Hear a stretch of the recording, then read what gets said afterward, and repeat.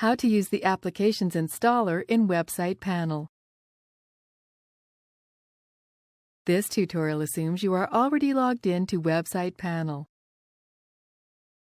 Now let's learn how to use the Applications Installer. Click on the plan you want to add an application to.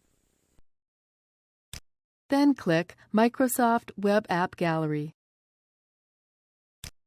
This page will show you all the applications that are available to install. You can select a specific category from the list. Choose the application you wish to install, then click Install next to it. You can view more information about this application here. Click Next.